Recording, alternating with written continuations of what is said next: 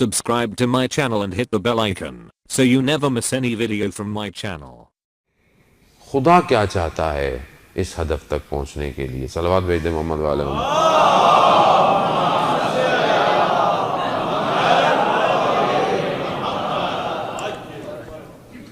خود پروردگار نے حضرت موسیٰ نبینا علیہ السلام سے پوچھا، اے موسیٰ تم میرے لیے کیا کرتے ہو؟ غور سنیے گا، بس زیادہ میں آپ کو مزاحم نہیں ہونا چاہتا. ہاں کیا کرتے ہو؟ حضرت موسیٰ نے کہا کہ پروردگار میں تیرے لیے نماز پڑھتا ہوں، تیرے لیے روزہ رکھتا ہوں، تیرے لیے صدقہ دیتا ہوں، تیرے لیے جو ہے وہ ذکر کرتا ہوں. پروردگار نے کہا کہ موسیٰ یہ تمہاری جو نماز ہے یہ تمہارا دین ہے، اور دین جو ہے وہ راستہ ہے، میرے لیے نہیں ہے، یہ راستہ ہے، اس پہ تم نے چلنا ہے. عزیزان محترم، یہ نماز جو میں پڑھتا ہوں بعض اوقات ہم بڑا جتاتے ہیں کہ ماں صاحب میں تو 5 وقت کی نماز پڑھتا ہوں، فجر بھی پڑھتا ہوں. بہت سارے لوگ کہتے ہیں ماں صاحب فجر قضا ہو جاتی ہے کبھی کبھی. کیوں قضا ہوتی ہے فجر؟ 1 دفعہ ہوئی، 2 دفعہ ہوئی، 3 دفعہ ہوئی. اب اگر آپ ایک روڈ پہ جا رہے ہوں اور ہر دفعہ آپ کو کیمرے کی لائٹیں پڑتی رہیں تو تیسری دفعہ تو آپ کو برابر والا بولے گا بھائی جب پتہ ہے یہاں لائٹ پڑنی ہے تو گاڑی ہلکی کر لو. گاڑی ہلکی کرتا ہوں کہ نہیں کرتا؟ یا گزرنا چھوڑ دیتا ہوں میں وہاں سے، بھائی یہاں سے نہیں جانا، یہاں کے کیمرے بڑے خطرناک ہیں. نماز قضا ہو رہی ہے، سوچتا کیوں نہیں ہوں کیوں قضا ہو رہی ہے نماز میری؟ نماز کمال نہیں ہے، جتا نہیں رہا کہ میں نماز میرے لیے ضروری ہے. عزیزان محترم، نماز پروردگار نے میرے لیے بنائی ہے، میری بقا کے لیے بنائی ہے. ایک نماز اگر قضا ہو جائے اس کی قیمت ہم دنیا کے خزانے بھی جمع کر لیں نہیں کر سکتے، یاد رکھیے گا.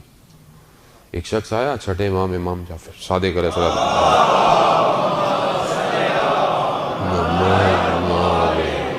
امام کی خدمت میں آیا کہ مولا میں سفر پہ تجارت پہ جانا چاہتا ہوں، استخارہ دیکھیں. استخارہ برا آیا، بد آیا. کچھ عرصے بعد واپس آیا، کہا کہ ابن رسول اللہ آپ نے تو کہا تھا برا آیا لیکن مجھے تو اس تجارت میں بڑا فائدہ ہوا، بہت پروفٹ ہوا.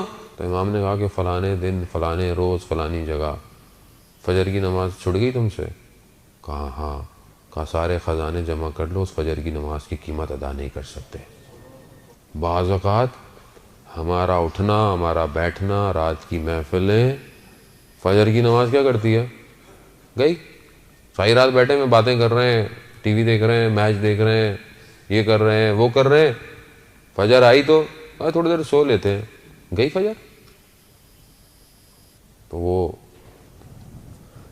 بلے شاہ کہتے ہیں کہ راتیں جاگن شیخ سداتاں، راتیں جاگن کتے. کہتے ہیں رات کو شیخ بھی جاگتے ہیں، رات کو کتے بھی جاگتے ہیں. چلوے بلیا یار منا لے، بازی لے گئے کتے. کہا یہ رات کو جاگتے ہیں، صبح شیخ دنیا کے کاموں میں مصروف ہو جاتے ہیں، مگر کتا رات کو اپنے مالک کے گھر کی حفاظت کرتا ہے اور صبح آ کر اس کے دروازے پر بیٹھ جاتا ہے. چلوے بلیا یار منا لے. عزیزان ساری رات گزر گئی اور جب ایک سجدے کا وقت آیا تو میں خواب غفلت میں تھا. ایک شہید نے اپنی وصیت نامے میں اس کی جب ڈائری ملی تو اس نے لکھا ہوا تھا کہ میری زندگی کا سب سے تاریک دن وہ تھا کہ جب میں اٹھا تو سورج نکلا ہوا تھا. کتنی میری زندگی کے تاریک دن ہے. عزیزان محترم، میں نہیں کہہ رہا خدا، میں اپنے آپ کو کہہ رہا ہوں کہ میں یہ نماز تو راستہ ہے میرے لیے. یہ راستہ نہ ہو تو میں تو تباہ اور برباد ہو جاؤں گا. یہ 5 وقت کے سجدے نہ ہوں تو میں تو غرور تکبر میں پڑ جاؤں گا، کیونکہ میں کسی کو سجدہ ہی نہیں کر رہا. میں سجدہ کروں گا تو مجھے میری اوقات نظر آئے گی کہ میں ہوں کیا. اسی لیے پروردگار کو ساری عبادتوں میں سب سے بہترین عبادت کے سب سے بہترین جز میں سب سے بہتر سجدہ لگتا ہے. اسی لیے اس نے سب سے پہلے جب اپنے امر کو جاری کیا تو کہا کہ آدم کو سجدہ کرو. سجدہ. اسی لیے سید الشہداء نے سجدے میں اپنے آپ کو پروردگار دیا. اسی لیے مولا کائنات نے کوفہ کی مسجد کے اندر سجدے میں ضربت کھائی, بتایا دنیا کو کہ دیکھو سجدہ مہم ہے اور ہم خود مخلوق ہیں اس کی, اسی لیے اس کو سجدہ کر رہے ہیں. وہ آ گئی تو نماز تمہارے لیے, کہا کہ روزہ, کہا روزہ تو جہنم سے بچنے کی سپیر ہے, شیلڈ ہے. روزہ جو رکھتے ہیں ہم, جہنم کی آگ سے ہمیں روزہ بچاتا ہے.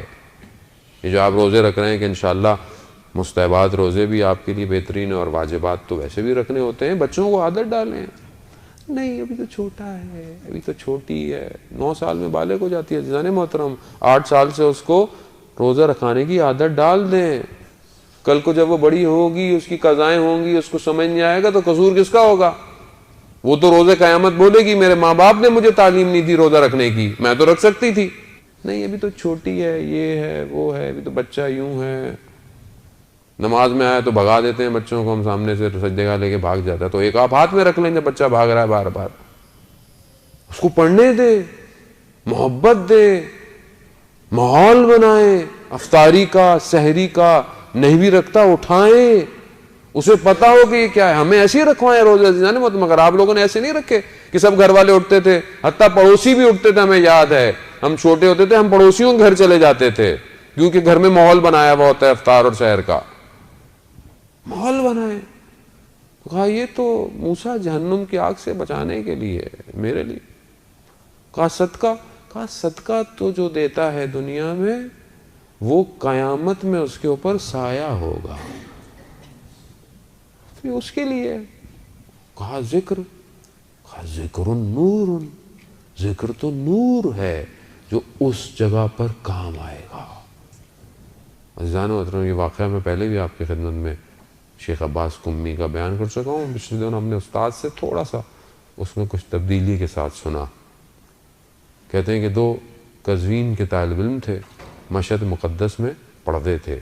پرانی بات ہے, اس ٹائم لائٹ فائٹس اتنی نہیں ہوتی تھیں. ایک شمع گلیوں میں روشن کی جاتی تھی اور رات تک وہ شمع, اس کا جو تیل ہوتا تھا وہ ختم ہو جاتا تھا. تو وہ کہتے تھے کہ ہم جہاں رہتے تھے ہم نے یہ عہد کیا ہوا تھا کہ ہم اپنے مدرسے سے, مشہد میں مولا کا حرم ہے, ہم فجر وہیں پڑھیں گے. تو کہتے وہ 10 منٹ کا راستہ صبح کے وقت اتنا اندھیرا ہوتا تھا کہ برابر والا نہیں دکھائی دیتا تھا. ہم دیوار کے سہارے پکڑ پکڑ کر آدھے گھنٹے میں حرم پہنچتے تھے. کہتے ایک دن ہم رات کو اس طرح نکلے جانے کے لیے تو ہم نے دیکھا کہ دور سے کوئی نظر آ رہا ہے. جہاں برابر والا نظر نہیں آتا تھا وہاں سے کوئی شخص چلتا ہوا نظر آ رہا ہے. اس کے وجود سے کوئی نور نکلتا تھا اور پھر بجھ جاتا تھا, پھر نور نکلتا تھا, پھر بجھ جاتا تھا. جیسے ہی قریب دیکھا تو وہ کوئی اور نہیں تھا, وہ شیخ عباس قمی تھے جو سبحان اللہ لا الہ الا اللہ کہتے تھے تو ان کے وجود سے نور نکلتا تھا. شیخ عباس قمی جانتے ہیں نا کون ہے؟ مفاتیح الجنا کی جو دعاؤں کی زیارتوں کی کتاب ہے. آج ہر گھر میں, آج ہر مسجد میں, آج ہر موبائل میں مفاتیح الجنا موجود ہے. اس بندے کا اخلاص تھا جس کی کتاب آج پوری دنیا میں موجود ہے. شیخ عباس قمی ذکر ایسا کیا کہ وجود کو نورانی کر دیا. بار ہمارے استاد کہتے ہیں پھر بھی یہ نور پھر بھی دنیاوی نور ہے, قیامت کا نور کچھ اور ہے. اسی لیے جب ایک دفعہ رسول خدا حضرت محمد مصطفیٰ صلی اللہ علیہ وسلم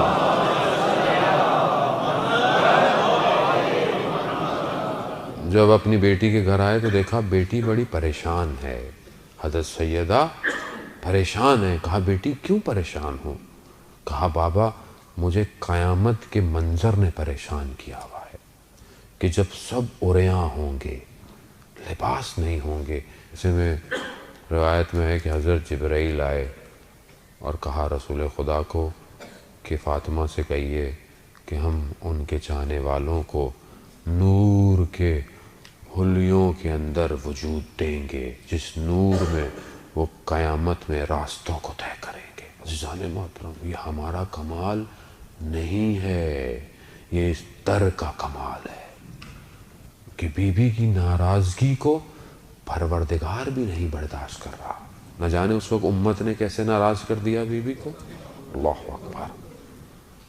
عزیزان محترم، حدیث آگے بڑھی تو حضرت موسیٰ کہنے لگے پروردگار پھر میں کیا کروں، بھی میری رہنمائی کر، یہ سب تو ہے تو تیرے لیے کیا کروں میں؟ تو پروردگار نے فرمایا اے موسیٰ، کیا کبھی کسی سے میری خاطر محبت کی ہے؟ کہا کہ میری خاطر محبت کرو اور میری ہی خاطر دشمنی کرو۔